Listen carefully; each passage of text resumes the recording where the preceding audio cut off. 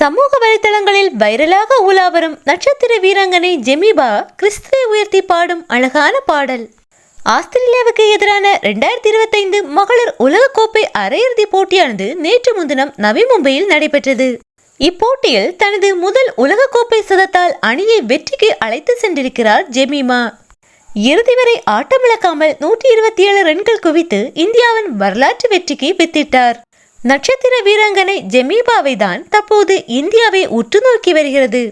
இந்நிலையில் அவர் முன்பு கர்த்தரை உயர்த்தி பாடியிருக்கும் வீடியோ தற்போது இணையத்தில் வைரலாகி வருகிறது.